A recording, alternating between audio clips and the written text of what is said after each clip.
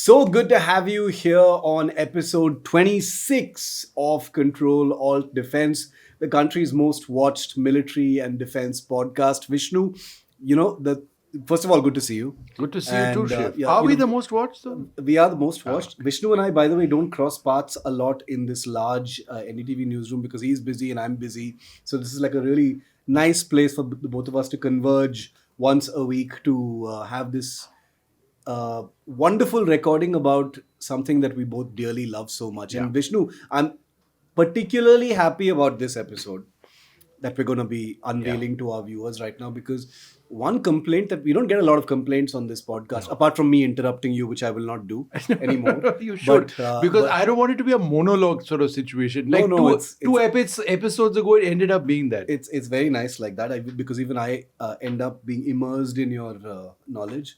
But what I can say for sure is a lot of people say, यार इतना Air Force क्यों करते हो? That's true. इतना aviation क्यों करते हो? And I'm like, have But you did you met give Vishnu? them the honest answer to that? I- बस यार उतना ही पता है. No, I reply with a tweet of yours which has a montage of all your fighter flights and say here's the answer to that. So no, but I think it's fabulous that Vishnu decided that this episode was going to be about the Navy, and as it happens, Vishnu, we've got a perfect headline Yeah, for we this do. week.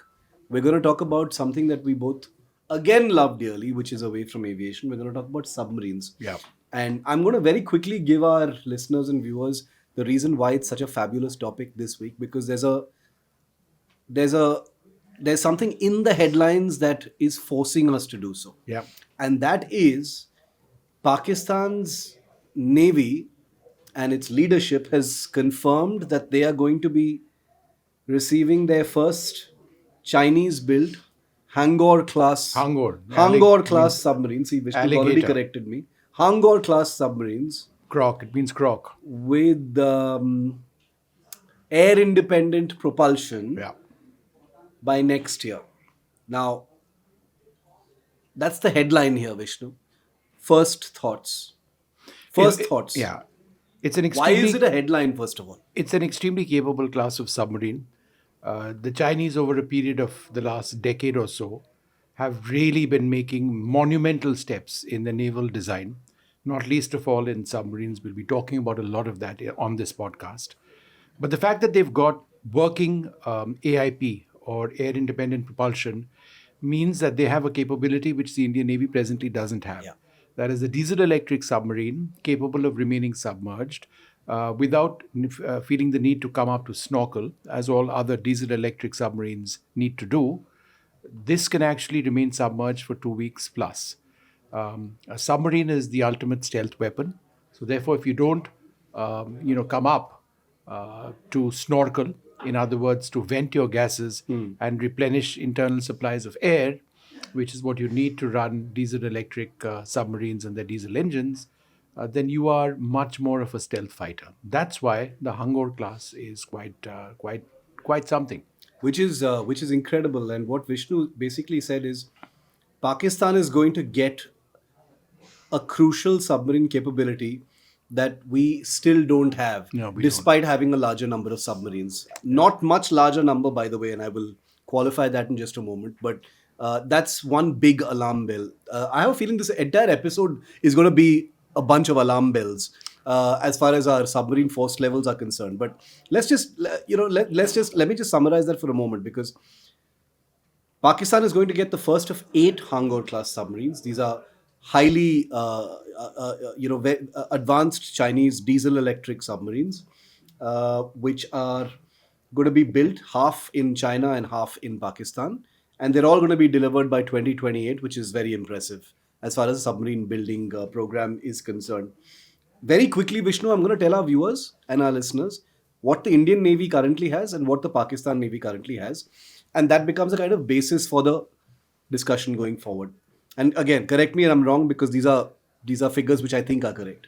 The Indian Navy, and we are not talking, Vishnu and I are not talking today about nuclear submarines. We're only talking about conventionally powered attack submarines. The Indian Navy currently has 6 Kalvari class, which are the Scorpion submarines of French origin, all of them built here in India.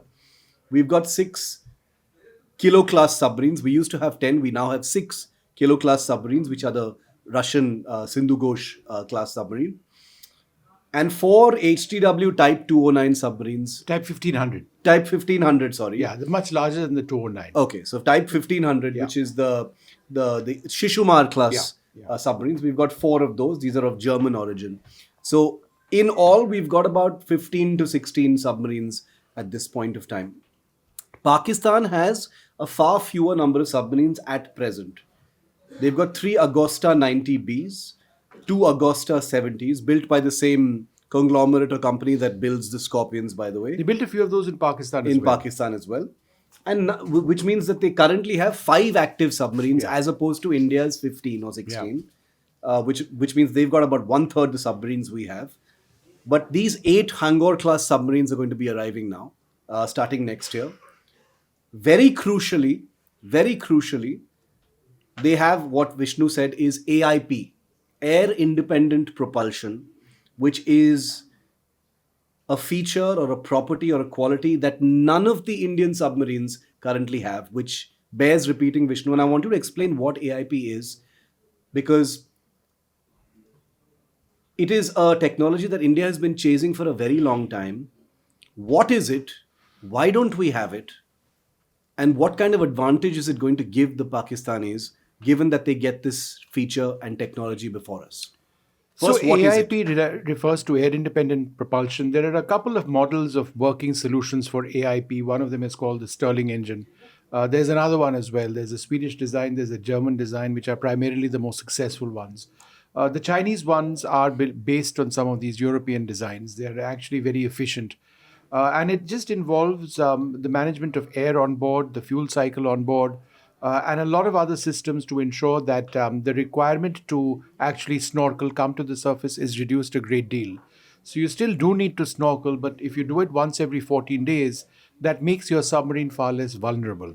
A diesel electric submarine of the class of the Hangor, or all of the submarines in the Indian Navy which you described, have their advantages and very sharp disadvantages.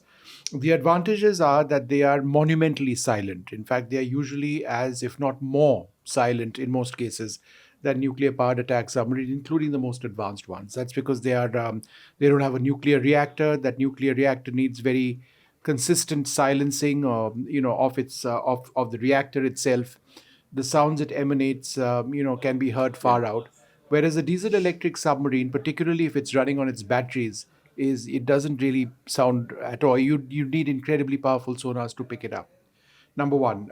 So those are the advantage. That's the big advantage of a diesel electric submarine. The disadvantage is that it needs to snorkel, come to the surface, to release its gases, to vent its system, and to ensure that it's got its air replenished. Air is important. Why? Because it operates it operates diesel engines as well underwater, which in turn sort of fuel or charge the batteries which they have. You need both of them essentially in different parts of its operation for a diesel electric submarine to operate. When a diesel electric submarine is on the surface is when it can be picked up. And the Pakistan Navy, operates Orion aircraft, maritime reconnaissance aircraft. They've got a couple of other newer ones as well. And these are fairly capable. And, if you've got an Indian submarine looking to penetrate, Pakistani waters, get close to some of the major ports, and it still needs to come up and snorkel, then at a time when, it is up in the water, above the water, it's on the surface, I should say, is when it can be targeted. And, a smart anti-submarine weapons operator on board an Orion or one of the other platforms, plays a really, really big role in this entire process, because they'll be tracking a submarine over a period of time, knowing that the chances are that at a certain number of hours later it will snorkel, and if it does snorkel, it's dead. It's dead in the water. It's game over, because it gets torpedoed there and then. Yeah. Or mined. So, if Pakistan is going to have this capability next year, next year is a few months away.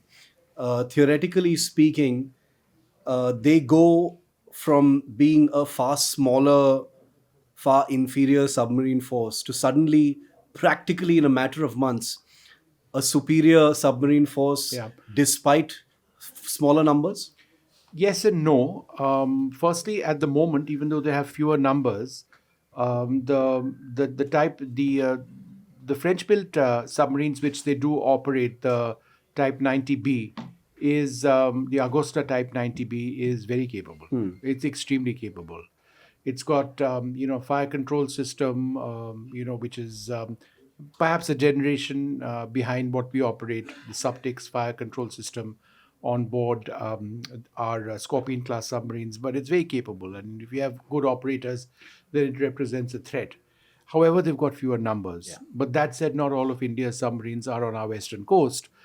We've got any number of submarines in the eastern coast, Vishakhapatnam primarily. So the numbers that we're actually deploying are fewer. But that said, our most capable submarines, which include the Scorpion class submarines, are deployed in the West. So there is a big advantage now. That's definitely going to come down.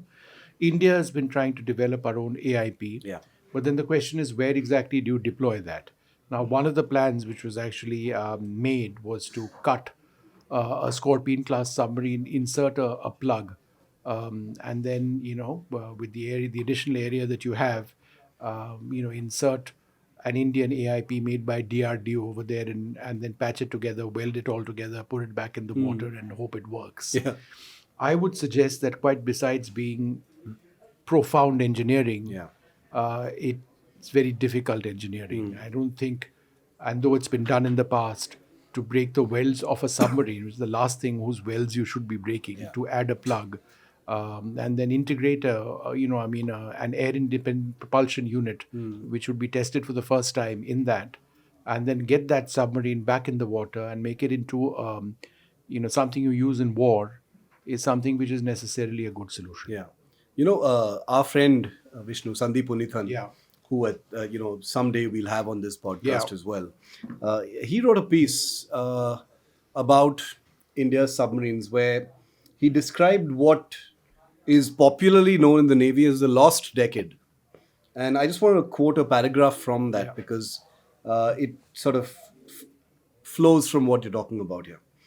He says the Navy is already staring at a lost decade where it will acquire just 3 conventional submarines through the 2020s, which we are in right now, as against a requirement of at least a dozen such vessels. Only 6 of the projected 24 submarines under the Navy's 30-year submarine building plan proposed in 1997. I was in class 11 that Yeah. time. 1997 will join as per plan. The 45,000 crore Project 75I to indigenously build 6 large conventional submarines which can operate near the maritime checkpoints of the Indonesian islands has been held up for 15 years. And he wrote this piece in 2020, by the way. A bulk of the Navy's fleet of 15 conventional submarines are over 30 years old. A handful have been given deep refits in Russian shipyards to extend their service life. A fleet of indigenous nuclear powered attack submarines, which will begin to arrive in the next decade, will do little to resolve the current crisis. He So calls Shiv, it the you and lost I, decade. yeah, it is. I mean, just as it's been the lost decade when it came to the Indian Air Force and the MRCA, Yeah. medium range combat aircraft, which became MMRCA, then that didn't happen. Then we ended up with 36 Rafales more than a decade later. Well, more than a decade later. It's been the same for the Indian Navy when it came to, large orders for diesel electric submarines, which would be manufactured in India. The Scorpion class deal came belatedly. It was very much a last second deal. It really had to be done because Yeah. otherwise you're looking at capability disappearing. No, not just a question of where it's built. You need to have submarines. It's as simple as that. Project 75I project has been one of the most mired projects. It's been so difficult to get a fit of what India wants, who the foreign partners are going to partner with over here in India, whether the technology transfer is profound enough, who's going to certify the quality of manufacture, who's willing to actually sink in money.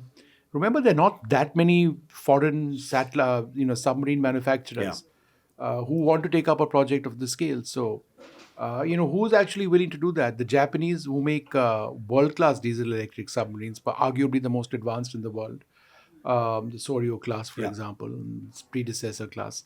They took a look at it and said, "Oh, this is interesting." Then they said, "Nah, we can't do it." We've seen the Swedes also with their Gotland class variants.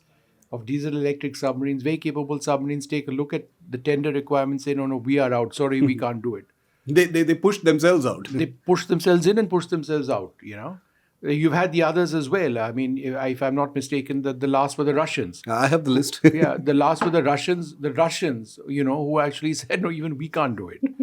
Then there were the Koreans. Korea is an incredible story. They bought German HTW submarines, not too dissimilar from what we operate, mastered that technology, built up a technology line, a manufacturing line, and Hyundai, or is it Daewoo? I think it's Hyundai. They manufacture these, and they now come to us and say, oh, we'll build you even better variants of the submarine which you already operate. Yeah. And remember, the HTW line was offered to India to extend manufacture. We built just 2 of them over here in India way back in the day. Yeah. So it just goes to show, if you have priorities and you can't back those priorities with a budget, because you're being silly, quite frankly, then you let the entire country down. No, I mean you're right, because the the Project 75I, which like we just discussed, should have given us all our submarines by now. 6 new submarines, all of them built here in India, hasn't even taken off yet. No, it's not. We It's haven't dead in the even- water. It hasn't even contract award has not happened. Forget about anything else. And the list of companies, like you just said, and you're bang on, Vishnu. You've named every one of them. Is incredible. It's like it reads like a list of everyone who builds submarines right now. Who've come to the party, seen how undoable this whole exercise is. It's a mess, and they've exited. You've got the Russians, the Rubin Design Bureau with the Amour 1650. 636. You've got Naval Group, who built the Scorpions. They came in with a conventional version of the Barracuda, apparently. Daewoo, as it happens in Korea, with the KSS-3, which is their The improved superb version of a submarine, German submarine. Navantia with the S-80 were the last ones to come in. And finally, earlier this year, it was the Germans, ThyssenKrupp, their HTW, who've partnered with their The Mazagon Swedes docks. also, they got out much earlier on. The Goten Swedes class and the variants. Japanese They pulled out far earlier, realizing It that was this left is with just- the S100, the Spanish one. Yeah. One of the big problems was, or one of the big requirements were, that you need to show us, an AIP in the water in our conditions. And many of these manufacturers didn't actually have working AIPs of the specifications that we wanted in a war-ready form. So for us, that was a bit of a problem. So it's now come down to the Germans and HTW and whether we want to potentially go with them. And this would be a variant of the type 212, 214 class, very advanced submarines. But here's what I think. You have the Scorpion, assuming for the fact that the Navy is okay with the Scorpions. Because if it's not okay with the Scorpions, then, you have these are brand new submarines. Brand new 6, you have brand new. But just, you need many more. That's the purpose of this discussion. I would suggest that if the Scorpions are okay, then you need more of the same class. You have a manufacturing line in Mazagon. You built them at great cost. You've got, skilled manpower. Which is getting cold now. Yeah. That's getting cold now. And I cannot stress more than anything else, forget about the technology. Where do you get tradesmen to make submarines? You don't just go hire them, right? You don't just go to Naukri.com or whatever it is and say required submarine welder. These are skills which are some of the most difficult skills which exist in naval manufacturing. The weld lines, the shut lines, the quality of metallurgy in submarines has to be of a standard which is very difficult. The people who actually put it together aren't the welders who come and make houses in South Delhi colonies. They are incredibly specialized and skilled people. If they are sitting without a job for years on end, then that skill is entirely perishable. It disappears. Now, you finished your Scorpions. There is conversation about getting a few more as an interim buy. I would suggest that one needs to absolutely do that because you picked up expertise also in the operations of these submarines. Now, the Navy, we have both repeatedly said on this podcast is that it has to be capability first. So if the Navy believes that potentially German submarines, the HTW type, are better, then so be it. But Shiv, one final point on this theme that, in as much as we talk about the submarines, we really do need to talk about the weapons that the Pakistanis are getting with those Hangor submarines. I'm going to come to that in just a bit, because they're quite something. Yeah, because what you've said is is troubling, and it's giving me a sense of deja vu. When we talk about the Air Force and the Navy, there are so many similarities. Yeah. We're talking about, we've spent so much money on these things. Why don't we just get some more of these if you've already sunk so much money in infrastructure? If Air Force fighters are complicated, imagine how complicated submarines and submarine infrastructure is. Now, Vishnu, when I had gone to the Paris Air Show in 2017, I remember meeting with the naval group Yeah. people. At that time, they were called DCNS, and Yes. their name was being changed to Naval Group at that time. I remember, and it was way back then in 2017. Before deliveries of these, before the deliveries of submarines had even begun in India, discussions had already begun about ordering more, saying that, Yeah. look, do it now so you have a larger number, and things can be sped up. Right now, nothing's being built on those Yeah. lines because, like you said, Yeah. there's talk of two or three more being built, and that was supposed to be baked into a kind of consolidated India-France intergovernmental agreement, which included the 26 Rafales for the Indian Navy, but that hasn't happened, very strangely. And for the second time in our history, we're going to be losing a submarine building capability because of an incredible lack of foreplanning. So the question I'm asking you now is, yes, it makes eminent sense to just build more Scorpions, at least for the interim, given you've got low numbers. Is that going to happen? Or does that line just get Well, washed I was away? in Paris a couple of years back when conversations began on the procurement of more Scorpions, either all made in India. The Prime Minister was visiting. That's when this possibility was announced. There have been conversations since then. They've not signed a deal. And part of it has to do with this entire AIP business and whether they are willing to plug in an Indian-made AIP onto their platform, certified, Instead of their and MESMA. yeah, instead of what they have as an option. So that remains a bit of a worry. But can I just say, I mean, the years pass us by. We really do need to look at whether diesel electric submarines are what you ultimately will require given the expanding Chinese threat. We're Yeah. looking today at the Pakistani threat, which is a valid concern. But tomorrow, China comes in, as they have already, with the Timeline 93 Shang class or its successor, or they'll work alongside something called the Sui class in the Indian Ocean. They are trawling through the Indian Ocean at great depths. They've got survey ships out. They're mapping the Indian Ocean. Yeah. They've got their first overseas military base in Djibouti. There are already warships which are deployed there. Those are stories which I did with satellite imagery. It's a matter of time before they regularly deploy nuclear powered submarines in these waters. Now, you can't necessarily or ideally take on a nuclear powered submarine with a diesel electric submarine. The diesel electrics are exceptionally slow Yeah. submarines. Great sensors, weapons, but there are big advantages. And in conditions such as those of parts of the Bay of Bengal and the Arabian Sea, where the thermal layers, the thermoclines, the salinity levels really degrade the performance of sonars, you need to potentially have very fast submarines Yeah. with unmatched endurance, in other words, nuclear attack submarines. So the question really is, we are already building a line of nuclear fast attack boats, whether that should really be our future. Yeah. But my only concern there is that it'll take you time to get to that level that you want. Yeah. And there's no, I mean, the Arihant is a ballistic missile submarine, but it's by no means the final iteration of ballistic missile submarines that you want. That'll be something called the S5.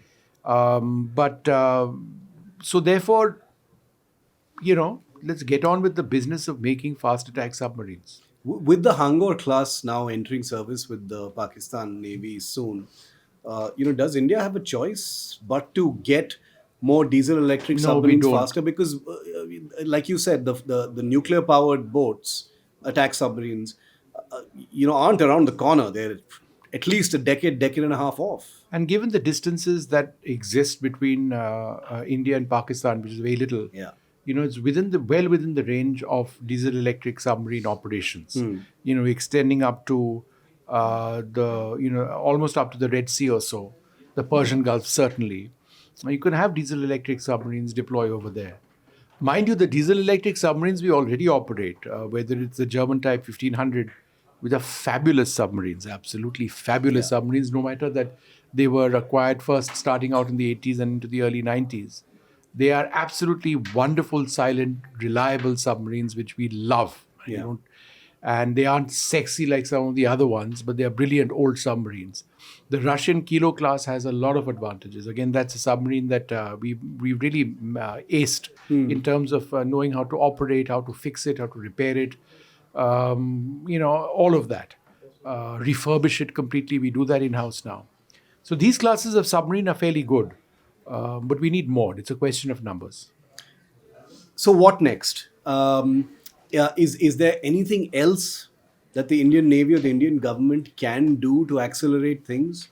Because I mean, these are long lead time projects. Project 75. Yes, I mean we could accelerate the bureaucracy and sign the deal 15 years We after signed the deal discussions have today. The happened. first submarine ain't coming for another 6-7 years. Yeah, Think about it. yeah, So, I and mean, they're supposed to be built here in India, right? yeah. So that's where the technology. If it's a new class of submarine, Yeah. then obviously it's not going to be the same as what exists with the Scorpion. It may not even be the same shipbuilder, Mazgaon Docks. It may go to a private player. There is a reason why our Navy, Air Force, Army our officers have torn their hair out telling the Army and the government, whichever government of the day, that you need to place an order now Yeah. because this is not, it's not like something you get tomorrow. Yeah. It takes years and years. So this is a complete royal mess as far as we are concerned. And just compare and contrast that with China. Should we do that? Yeah. Yeah. The Chinese Navy has seen the fastest growth of naval expansion possibly in military history. It's now the largest navy in the world. And as I've said in previous episodes, anybody who says that Chinese mal bekar hai is talking rubbish. Yeah. It's just Yeah. not true. We've seen what happened with the use of certain missiles during Op Sindoor. But be that as it may, the Chinese have a robust system of making submarines. The Hangor is based on a submarine called the Type 039A, which in turn comes out of the Type 39, Type 039. I mean, they've got a working AIP over there. It Yeah. comes with excellent missiles. The Pakistanis will get a missile called the C-802A or the YJ-802. It's essentially the same, similar to the Harpoon missile. It has a range of about 180 kilometers. I've seen articles suggesting that the Pakistanis may also get the first generation of Chinese hypersonic, submarine-launched hypersonic missiles, something called the YJ-17, which is a hypersonic glide vehicle. It travels at Mach 8 out to a range of between 750 to 1,000 kilometers. Now, God forbid if they do acquire that, then you're in a completely different league and you're dealing with a threat which you can't really deal with. Remember, our BrahMos cannot fit into our diesel electric submarines. We Yeah. don't entirely know whether we want it even in our nuclear submarines because it's an extremely large submarine. It typically would require a vertical launcher or an angled launcher. We haven't quite designed those as yet for a BrahMos. And the BrahMos is not a hypersonic missile in its present avatar. It might be in the future. Now, if they get the YJ-17 or the YJ-18, which is also it's a more advanced missile. It's not hypersonic, but it has a range of 300 kilometers. It's in a sense the Chinese Club S. The Club S is the missile that we operate off the Kilo class submarines, ground attack. So these are also factors. It's not just the subs, it's the weapons that they carry. And, I think they have a torpedo called the YU-6, which is fairly advanced, heavy torpedoes. The Scorpion is already outgunned. It doesn't fire, it fires the Exocet missile out to about, I would suggest, 180, 200 kilometers. But if you're looking at missiles, hitting targets 300, 400 kilometers away, essentially cruise missiles, Yeah, presently anti-cruise the Scorpions don't do that. Don't even think we can integrate something into the Scorpion unless there's a European variant and you acquire these off the shelf. No, this is actually incredible because I remember for the longest time while we've reported about things like Project 75I and even the Scorpions, there's always been this talk of, let's integrate the BrahMos. The BrahMos has even been tested from an underwater platform. Pontoon. Many years ago. I don't know if it's been done recently.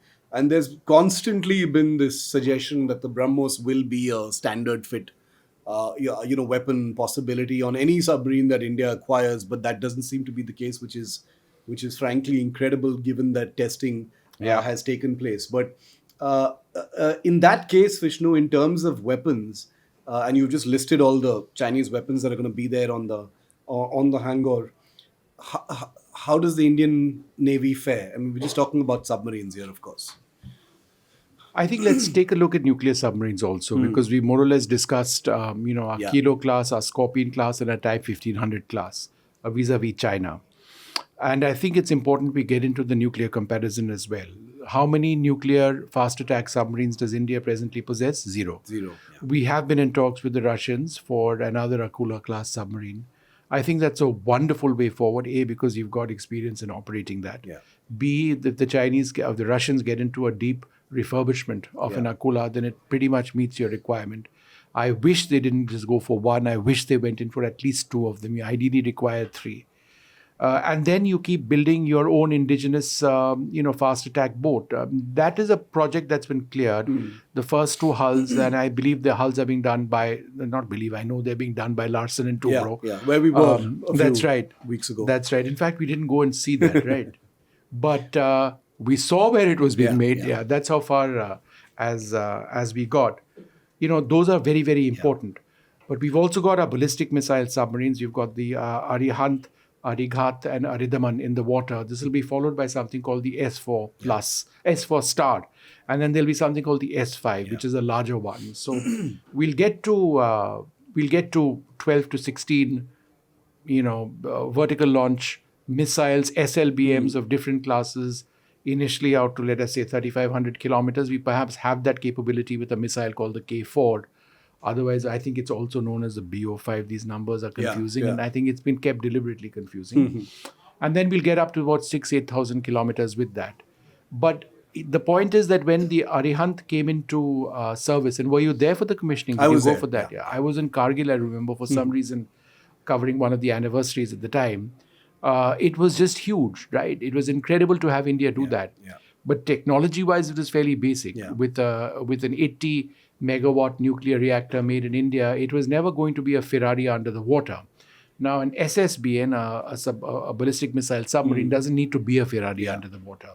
But it certainly helps to have nuclear reactors which generate, let's say, 190 megawatts of power, because then you have the ability to get power on tap. It becomes much, much faster. The same reactor can be used for your SSN, your fast attack boats, which is what India plans to do. Yeah. Frankly speaking, I'm far more enthused right now with our nuclear attack submarine and our ballistic missile submarines than I am with the state of our conventional submarines. I agree. Yeah.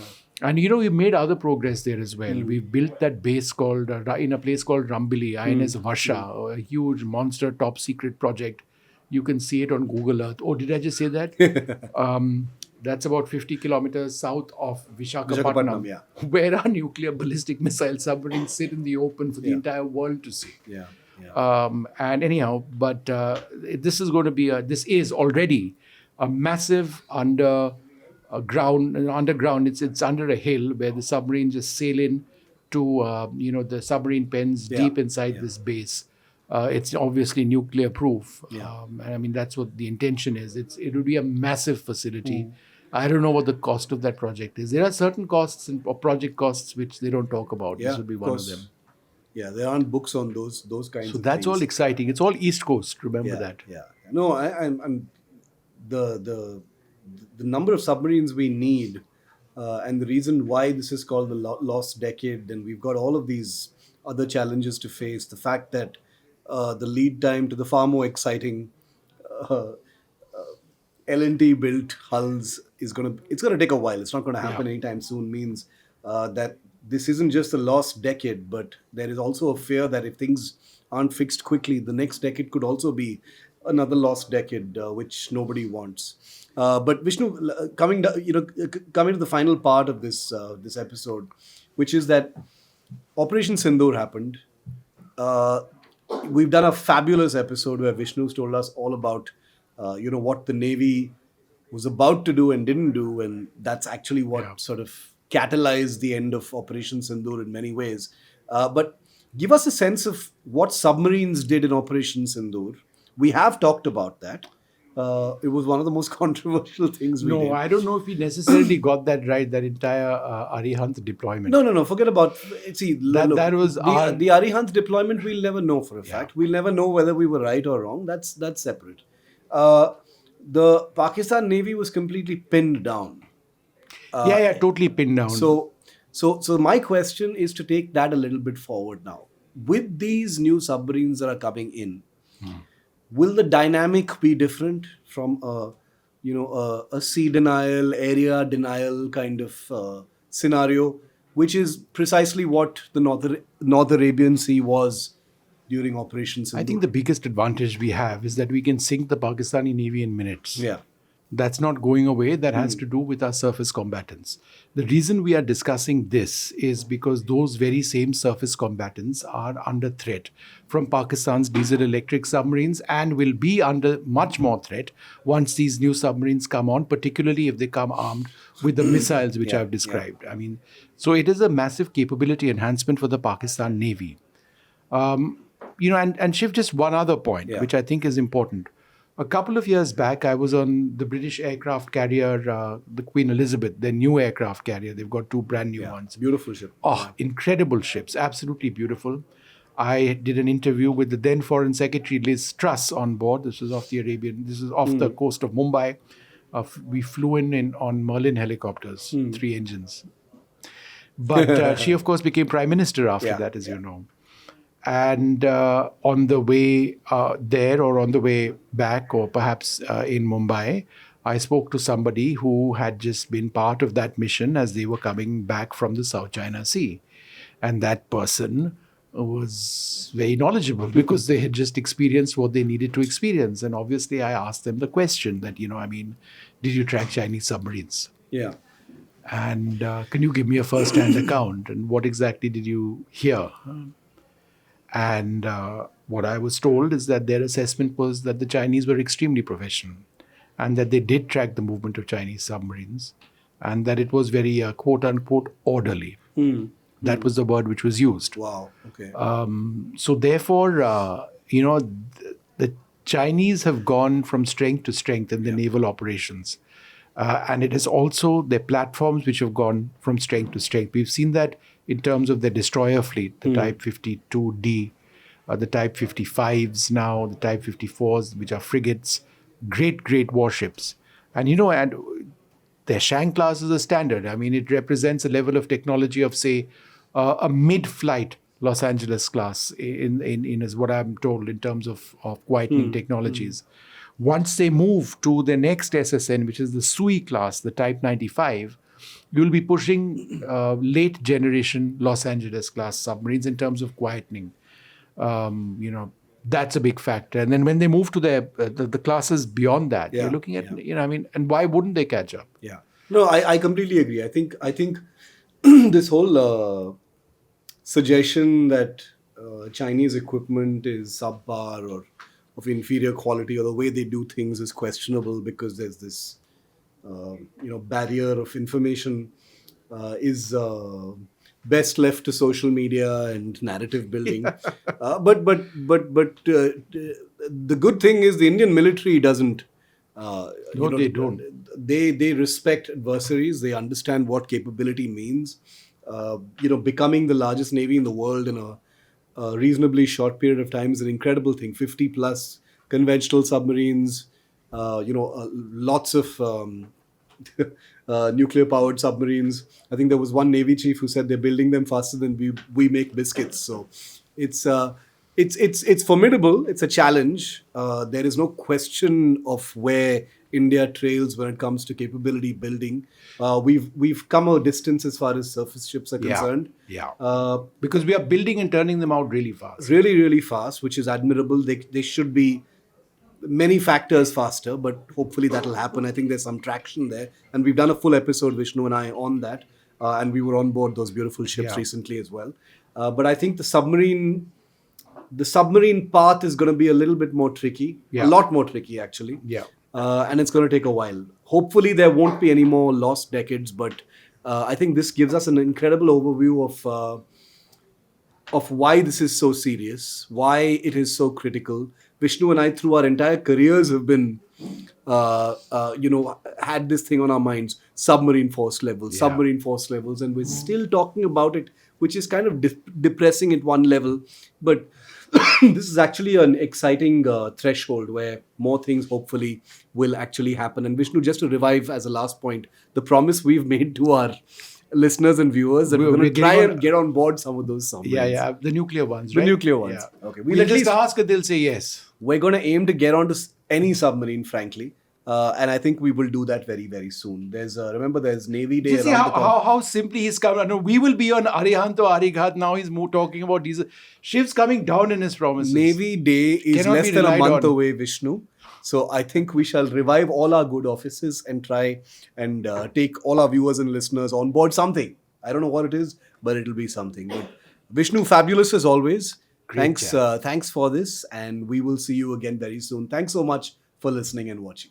Thank you for being with us. Goodbye.